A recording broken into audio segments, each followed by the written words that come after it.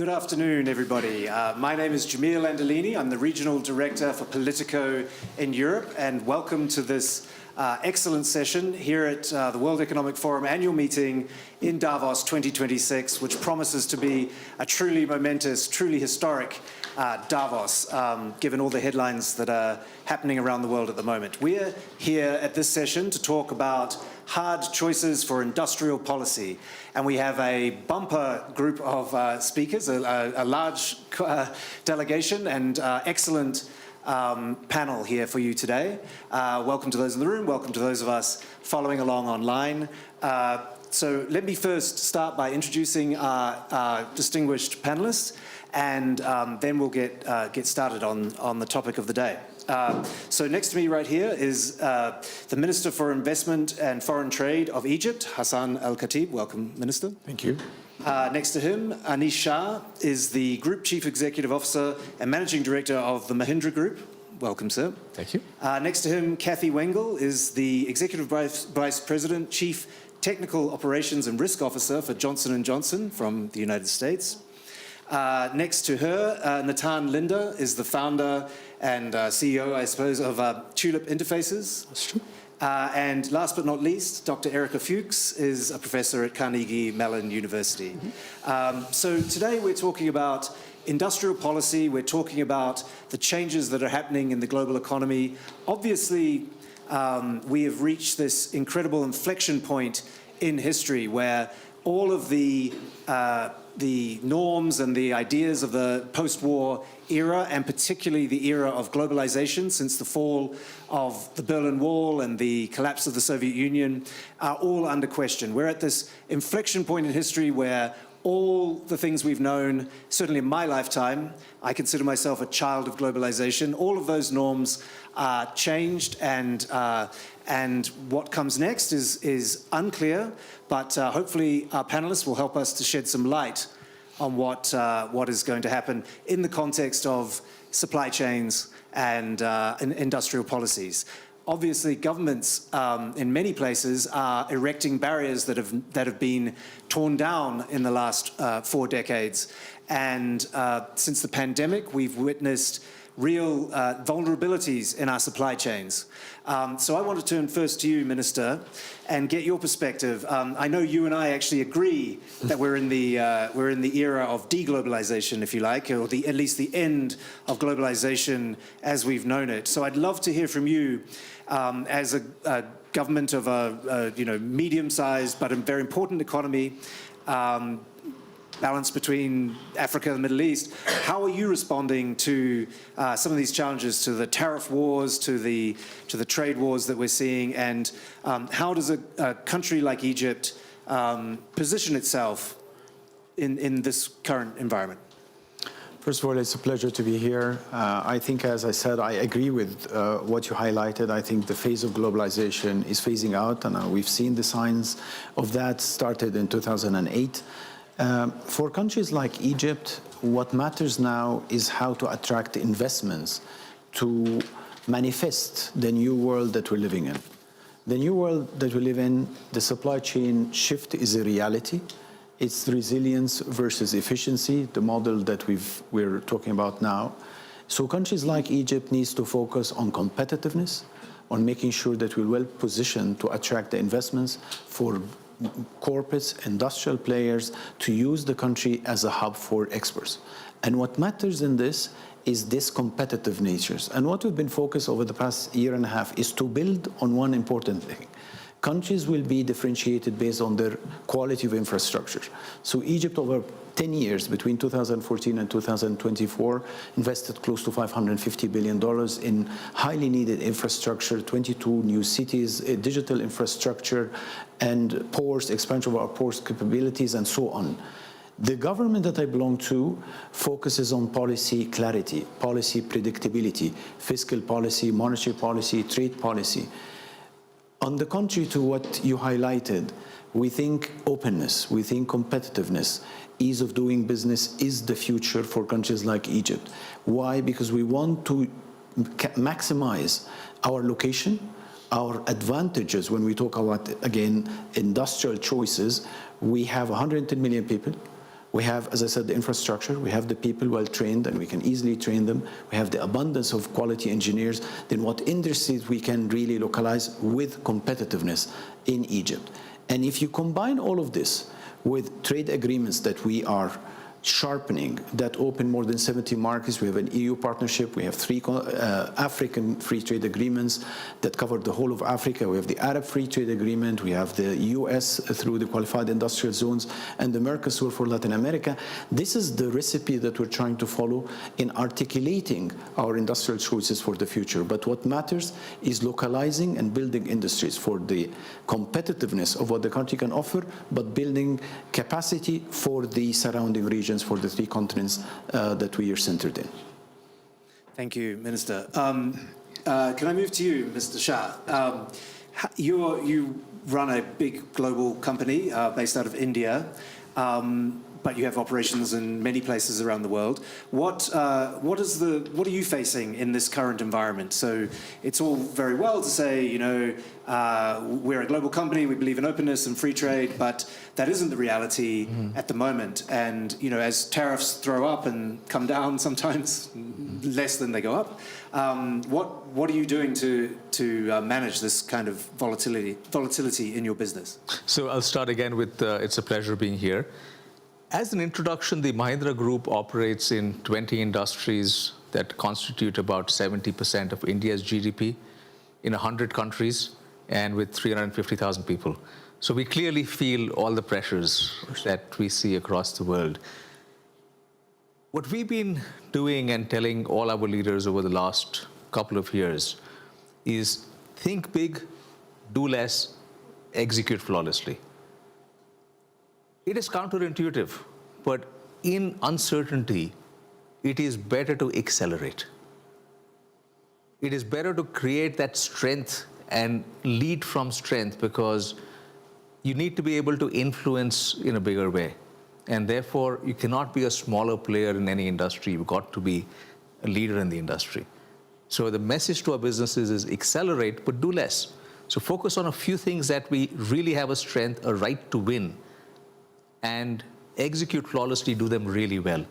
And that puts us in a better position. We continue to grow at a fairly dramatic pace at this point across almost all our businesses.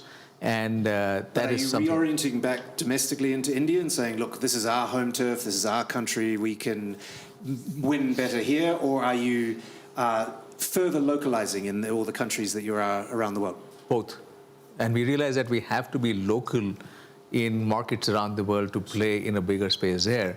But what we are doing is looking at each country and saying, can we play here in a much bigger way? Can we get a 10, 15, 20% market share in industries that we play in that country, as compared to being there with 1% or a 3% market share? So that is a change that we've made in terms of how we play. And that is helping us, because that is helping us create greater momentum, greater ability to influence, and being able to drive growth with it. Can I push you slightly and ask, are there any examples where rising nationalism at the political level, rising maybe even at the populist level, has made you decide this is just too difficult, or we've had to pull out of different markets or different countries? We actually haven't seen that anywhere, because in markets where we play, we'd often play with local brands, or we have localized production as well. And that has helped us in terms of Mahindra being someone that understands consumers in that market. In many markets, we have been there for a long time. In the US, we've been there for over 30 years now. And we set up an auto plant for off-road vehicles, which was the first plant set up in Detroit after 25 years. So making Detroit great again. So we were welcomed in the US at that point in time. So that localization helps significantly. Thank you very much. Kathy, I'd love to turn to you. Chief Risk Officer, that must be a busy, I mean, you have several titles, but that one must be keeping you very busy at the moment. In your sector, pharmaceuticals, it's just really very, very difficult to try to untangle yourself from global supply chains. Could you tell us a little bit about some of the challenges you're facing? And I'd love also to to check with you if you found that as a US-based company, are you seeing a backlash to some of the, in the US, it's, we're hearing more about, America first. Are you finding that in other countries, other regions, that is causing a bit of blowback anywhere? So thank you for the question. It is great to be here with this panel. So let me start from the lens, in fact, of healthcare, because healthcare is highly regulated industry. So it's not something where even if we wanted to, I could, pick up a site or open up a plant in 6 months or other elements. It takes usually longer to get sites approved by all the health authorities that you will supply from it than it does to actually build it. So we put those in the context. Regarding the policy and changes, I'd start by saying that the pandemic really accelerated, we think, a lot of those changes. The good news is it really educated governments, economies, on how supply chains and complex supply chains really work. I think there was a lack of good dialogue back and forth prior to that, aside from with the health authority, but the general flows were not well understood. So I think it's brought us closer together. The flip side of that, though, is it has brought out and accelerated some more nationalistic tendencies. Those are understandable. We all are part of economies. We expect our governments to provide health care and do other things for us. But healthcare has evolved over decades, largely in global value chains. These are high science, highly complicated things to synthesize molecules and medicines, to make biologics, to do cell therapy and gene therapy. So the way we are approaching that is, number one, we have global value chains, but resilience to us, it's not about taking those apart and solely regionalizing them, for example, but it's how are we able to be more agile and reassemble those chains and use components of those supply chains to serve different market needs. So that to us means having more resilience, more choices, partnering differently with not only our own chain, but with external manufacturers that may help extend our reach, multiple suppliers. Each of those things, though, takes from months to years to get approved. So it is a little more complicated to do that, but we are in a global business, patients are global, and we're very, very committed to that. To your last question on blowback, look, I think always, we are a very proudly 140-year-old company, pioneered, the concept of sterility and in healthcare and surgeries.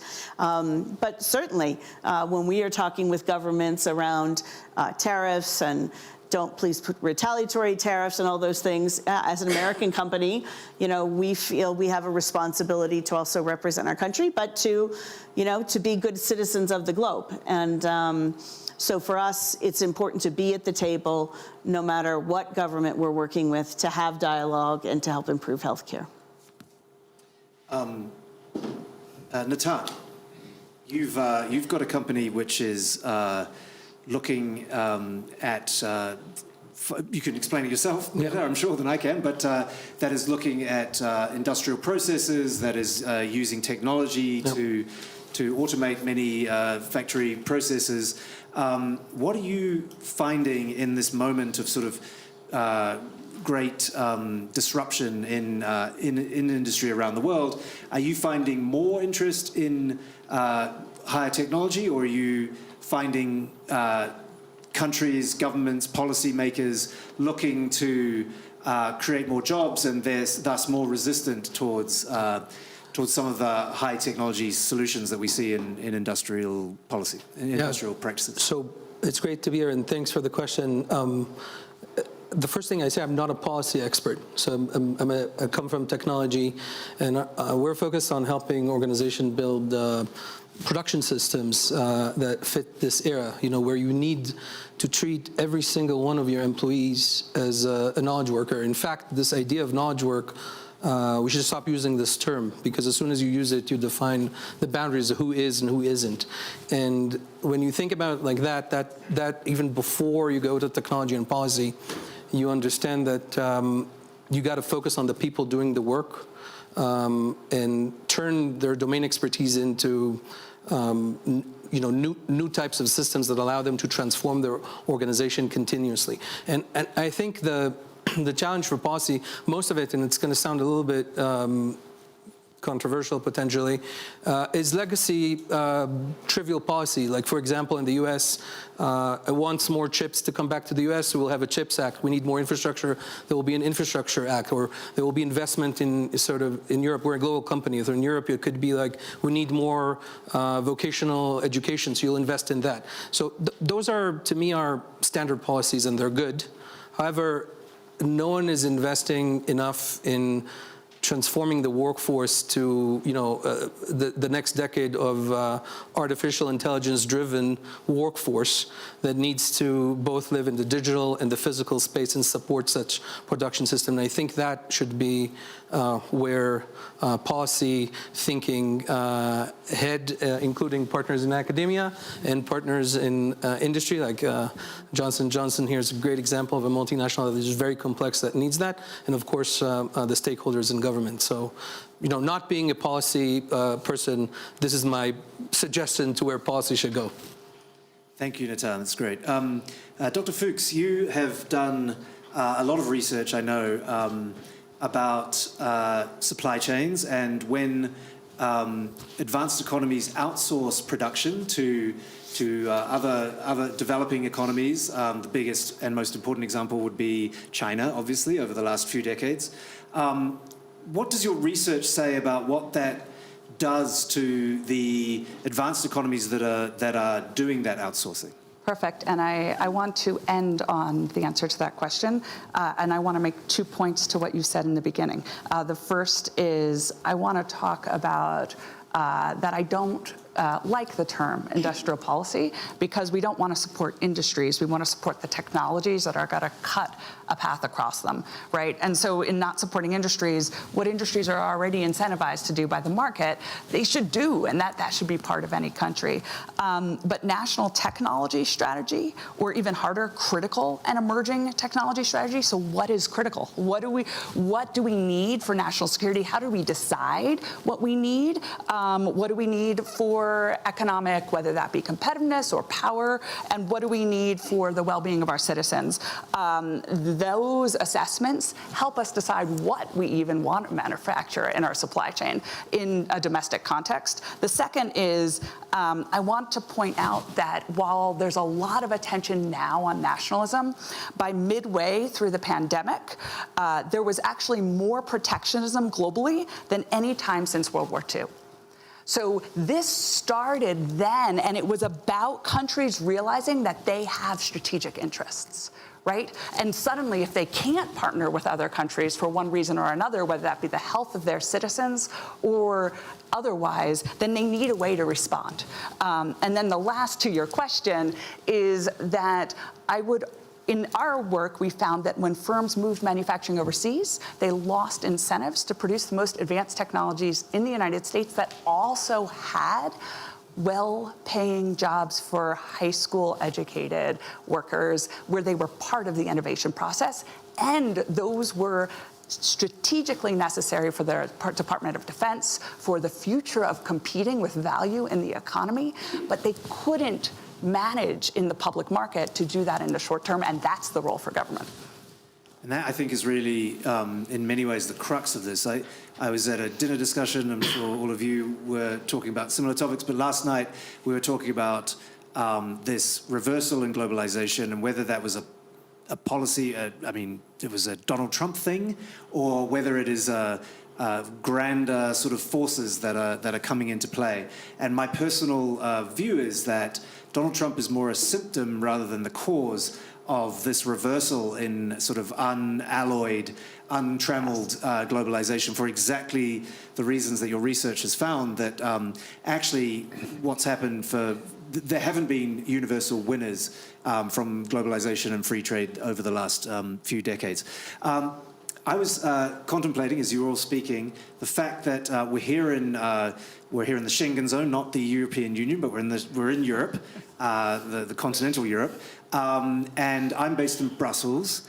And this is a panel, and none of you are European. And so I actually think, because so much of the discussions I'm involved in and day to day, particularly in Brussels, it's always about Europe. It's always sort of lamenting, how terrible things are in Europe. That's what we Europeans like to do.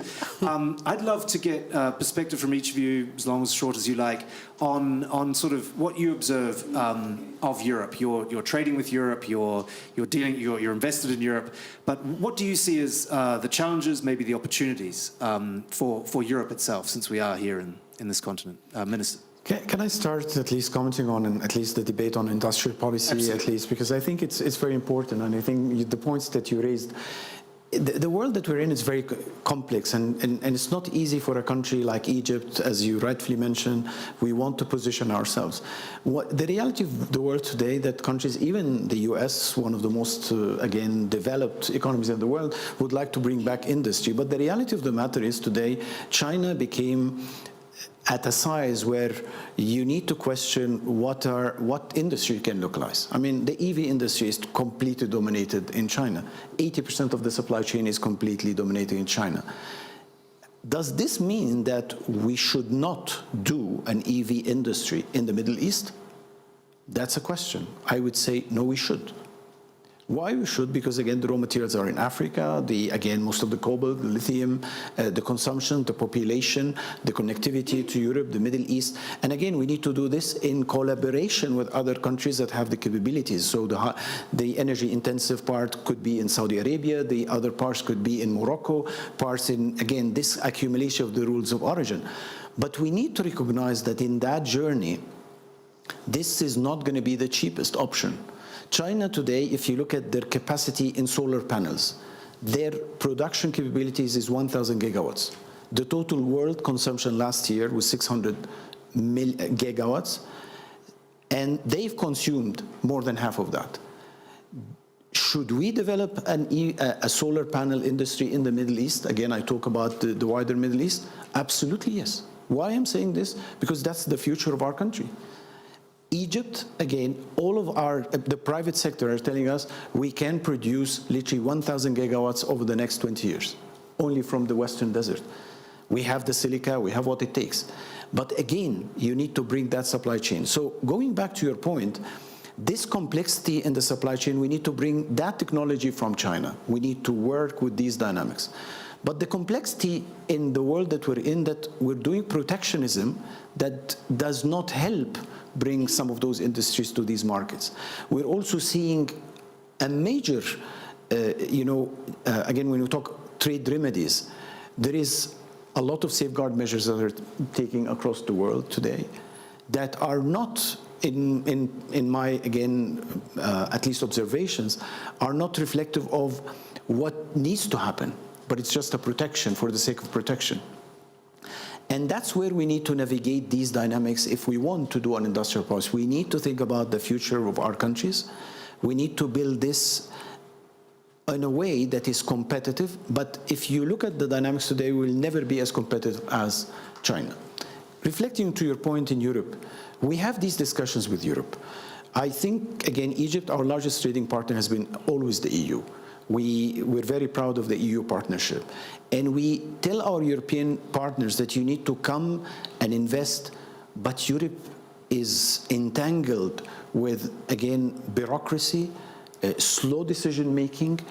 And again, I'm saying this, why? Because I would want to make sure that my next 20 years partnership, investments, trade, to be balanced.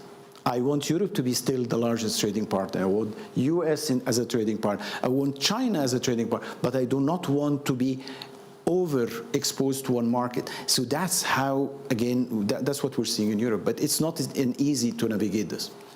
As I mentioned, I live in Brussels, so bureaucracy, tell me about it. Maybe I'll jump to the end, mix it up a little bit. But Professor Fuchs, what would you say? I know you work look at America in particular first and foremost, but what would you say your diagnosis and maybe recommendation would be for Europe in this new world and this new transition phase we're going through? Yes, and I'll do Egypt too. First, I think for Europe, there's an incredible challenge right now in the Ukraine. And I think that really speaks to how we want to think about critical and emerging technologies and national tech strategy. So on the one hand, there's an energy security issue that emerges because of what's going on in the Ukraine. That's been there, but is even more emergent with decline in trade of resources coming from Russia. And I don't think you care about where you're getting wind or solar from, as long as you can get it as fast as possible and be as independent as possible as quickly. I don't think it matters if it comes from China or anywhere else, as long as you can build it out now, right? In contrast, I think with drones, with kinetic capabilities, being able to take those out, you probably need to be able to produce those yourself. And you need to be able to produce them yourself fast. I think similarly in the Egypt context, when we think about cobalt and batteries, I've become quite interested from the strategic perspective of the United States in cobalt-free batteries. And the reason is actually multifold, and Egypt needs to know that, right? So from the perspective of fast charging, nickel, cobalt, manganese batteries are going to have less lasting power over time. It could be through fast charging that they actually decline over time within a year to being able to be recharged. Whereas an LFP battery, I can do that type of fast charging, and I also don't require cobalt.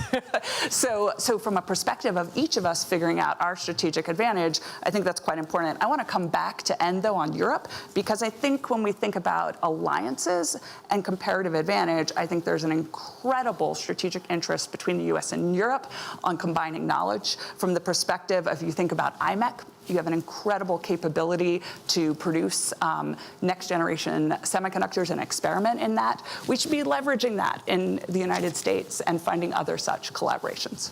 From your lips to Trump's ears. Natan. Yeah, I want to complement this. And my perspective on Europe is Europe was the second market we went into after the US, where startup started in Boston. So for us, a flight of 6 hours across the pond, you're right there. So we're based out of Munich and Budapest, and that informs a couple anecdotes I want to share that explains the situation as we see it on the ground in Europe.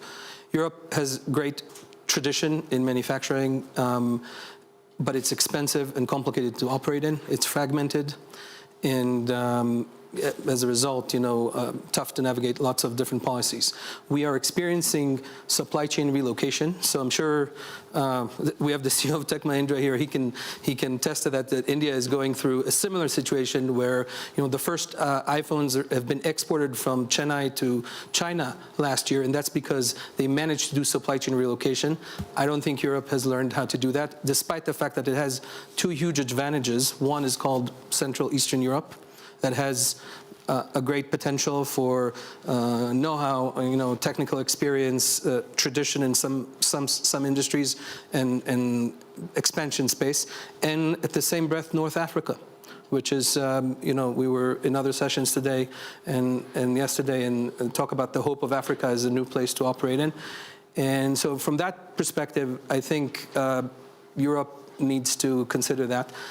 The last point I'll make on Europe is, unfortunately, as it comes to technological leadership, it has been slow, and I think it has come to roost. And what I mean, everyone knows, and you made the point on Ukraine, that aerospace and defense manufacturing is now critical, and that supply chain is about national security, and everybody knows the investment the German, the French government, and so on have made.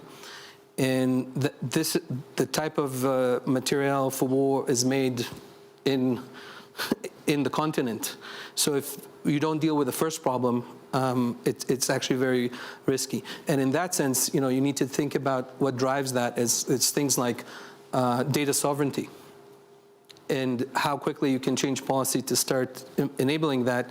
I think it's critical for European, future, not only just economical, but just even from a national perspective. And I'm sorry if this is a little bit of a downer, but like you ask about this, and it's important for everyone here. So that would be my perspective on Europe.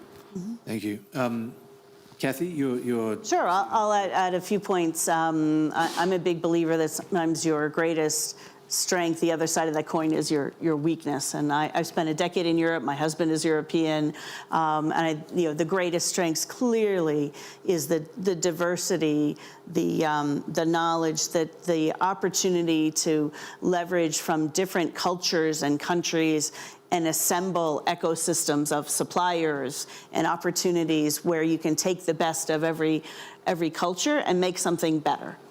The flip side of that, though, is because of long history, because of the complexities of the histories of the nations are millennia longer than the history of the EU, right? I don't believe there's yet the balance between the national and the EU. And so what's happened is a proliferation of regulation that I think now, from what I'm hearing and seeing, right, the countries have made their voice known to the European Commission. The European Commission is undergoing the simplification initiatives. And I think that's very important, because for Europe to stay as and I'm talking here EU, but really for Europe to continue to be major players, the simplification is needed. And then also the elements of the Draghi report, I'm also very pleased to see, and hear from commissioners the seriousness with which that's taken. I was hearing earlier today, the same number of startups occur in Europe as in the US, up to a certain point, and then they all go elsewhere for funding. That is not sustainable. So that has to be solved, and that should be what can be solvable by the countries working together versus every nation on its own. So I think it's evolving in that balance, but I also agree we have to stay partners. We are on one planet. We are all human beings. The rights for human health and for our planet, we have to be able to work together across that. If you're quoting the Draghi report, you've definitely spent quite a lot of time in Brussels. That is on everyone's lips and every conversation, and none of it being implemented, unfortunately, so far. Mr. Shah, you are deeply, I know, invested across Europe, and I'd love to hear your analysis, your perspective, and maybe some recommendations for my friends in the rain in Brussels. So this may be a surprise based on the conversation so far, but we are very positive on Europe. And what way? Tell us. I will. So we have a number of key customers across a few industries in Europe, and in terms of what we see, they have tremendous strengths. One of the key areas is technology, and I don't think Europe has leveraged that as much. We are starting to work with some of the European companies with regard to potential collaboration, where we can tap into the India market, leveraging the strengths that Europe brings in technology. We also see a very impressive set of leaders in Europe. I was in a smaller group meeting with President Macron just before this session, and he was very clear about things that need to be done to simplify regulation in Europe and to make Europe more competitive. I've been in separate sessions with him in the past as well to look at investments in France. And there is a significant change in terms of how government is looking at it. It may seem slow, but we can see a clear intent around it. So we are looking at investments in Europe. We're looking at partnerships in Europe for the world. And we see tremendous strengths in companies in Europe today. Very interesting. I want to give people in the room a chance to ask questions to our panelists in a minute or two, if you have any. But first, I want to maybe return to you, Minister, and ask, what do you... Very hard to answer this, I'm sure, but from your perspective, what do you think comes next? As I said, we've got the post-world order, we've then had globalization, we agree that that era is over. Are we going to see an era where it's dog eat dog, where every country is trying to fend for itself, where global trade starts to decline and it becomes interregional? You kind of hinted at this when you mentioned the need for electric vehicles just in the Middle East. And so are we going to see greater regionalism and a breakdown? Or what do you think is coming next from the perspective I think it's a shift of the investments, the global investments to different regions. And I think the Middle East is one of those regions that, in my personal view, will benefit. It has the potential, it has the people, it has the capabilities in terms of capital across the regions from the GCC to the North Africa, where you have the larger populations, and again, the ambition to really be positioned and to be an industrial hubs. So I'm actually on the positive trajectory to that effect. And I think I want to go back to Europe. What I meant by Europe is we have a partnership with Europe. And Europe has all the advantages, but they need to start thinking of producing and shifting some of that technology to be able to maintain their competitiveness in the future. And this partnership is existing, but we need to move it faster for the benefit of the European people, for the benefit for our economies, for the people of Egypt and other countries as well. So for me, it's that shift that needs to happen, that move of investments that over 3 to 4 decades, most of the FDI was in Asia. Now you will have to see different shift. And I don't want to call countries by name, but there are key countries that are actually targeting massive FDI numbers in the Middle East, in North Africa, because we're shifting the game. We are positioning ourselves as the place, as hub for industry, very competitive, very good location, having the energy resources. So when we talk about artificial intelligence, data centers, hyperscalers, the Middle East should be the winner. But are you looking for that investment primarily from within the Middle East and North Africa, or are you still looking for the American investors, the European investors, as the sort of traditional approach to FDI? Look, I want it to be diversified, and that's what I alluded to. We want the U.S. investors to come capitalize on that opportunity. We want the Europeans, and we want to be smart in bringing the technology from the Chinese to the Middle East as well. That's exactly what we're doing. You have to use sometimes the tariff to get them to produce in your market. Because today, if I want to localize an EV industry in Egypt today, again, we have a tariff for EVs with 0. There is no way you can have an industry today. There is no country in the world that can compete with China with an EV with a 0 tariff. Then you need to play with the tariff in a way that you can bring them. And you have to articulate the incentives. I don't believe in tariffs. So that tariff needs to be transitionary, but you need to make sure that you localize and bring the know-how and the technology to your market.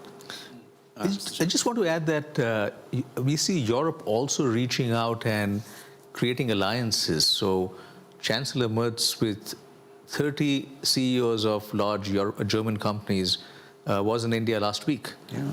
And they are clearly looking at stronger ties with India. And I think European Chancellor von der Leyen is going to be there. She's going to be there next week or sometime soon, and she was there a few months ago as well. And we seem to be on the cusp of an EU-India FTA as well. So there are lots of positives. The cusp in Europe can be quite a long time. My sense is it's much closer than we think. I trust you. Kathy. Yeah, I would also add your question about globalization and flows. I mean, last year, global trade increased. It didn't decrease.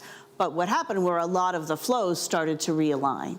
I think it's very hard to, the genie's out of the bottle in that we talk to each other around the world. We communicate with each other. Our kids today have friends that are halfway around the world they've never met, but they meet through gaming. And so the world is interconnected.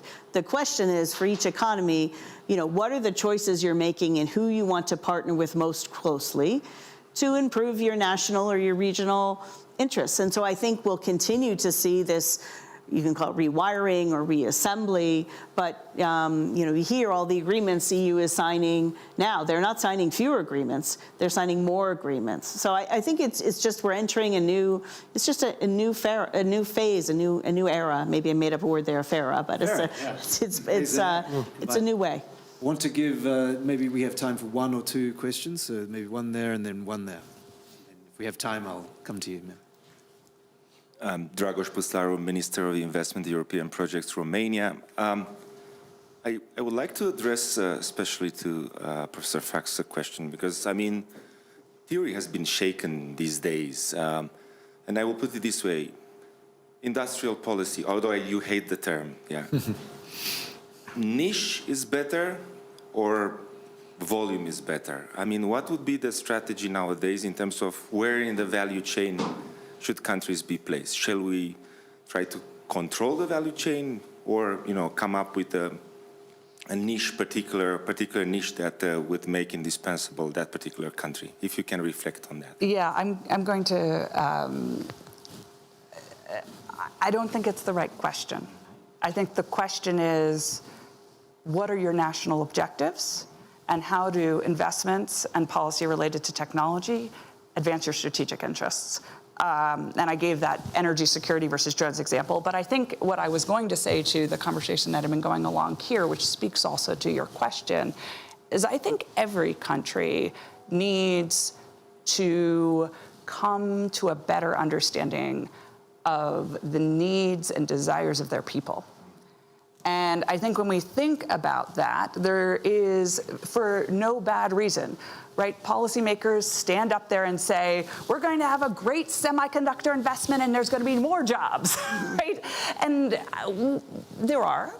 Right? There are operator and technician jobs, and there's a certain number of jobs. Or we're going to move towards more, a different type of investment for energy, right? The European wind and solar example. But what are the implications of that for the people? And the problem is that policymakers aren't trying to lie to their people, in my opinion. They don't know, right? And so how can we have these strategic forward-looking assessments for countries so that they can communicate, the legislators or the leaders, to their people the consequences and facilitate those shifts that they are trying to do for the strategic advantage, not only of their national security, not only of their economy and their economic power, but also of their people, including their health and their jobs. Can I add a quick reaction to that? I think if you don't think about it through niche or focus or those terms, if you think about it from trust and transparency perspective, and this is what I've been hearing from C-levels the past, say, 18 months, because the world became this sort of sequence of black swan events, one after the other, maybe longer, kind of stopped counting. It's like flocks of black swans. So people understand that while supply chains are not completely getting untangled, they are changing. And so they're ready to make moves, but they don't know where to go. So what they want is and we had a letter from our work group at the WEF to policymakers saying, like, tell us what you're going to do so we can trust, so we can decide where to put the next factory. Because if the target is moving all the time, they don't know how to invest. And unfortunately, in supply chain, there's a lead time that is long and complex. And if you don't get it right, you're in trouble. I mean, your company would be in trouble. Can I just quickly disagree? I want to give this. I want to disagree. Okay. Because I'm 2 for 2 on disagreeing. I'm just relaying what C-levels or the CEOs are telling us. But so I don't think they're black swan. I don't think they're black swan events. We knew there was going to be a pandemic roughly in another 100 years. We knew that the grid was not very resilient in Texas. We know that we're having more severe weather. And so my question is, I don't think anyone who had ChatGPT and was developing it inside was going to be surprised by DeepSeek or ChatGPT. So I think these are predictable shocks. They are not black swan events. But that's, anyways, now I'm done. How fast can you ask a question, and can it be a yes or no question? Probably, I think we'll not have time, unfortunately. But I want to just thank this fantastic panel. The fact that we didn't even have time for many questions is, I think, a testament to the level of agreement or disagreement and debate. And that's what we want here at the World Economic Forum. That's what makes this event so special. Thank you all for the recommendations. I'm going to go back to Brussels with a whole fresh crop of suggestions for my Eurocrat friends. I want to thank everyone at home who's been watching us, everyone in the room. Thank you to the World Economic Forum. Goodbye and see you next year. Thank you.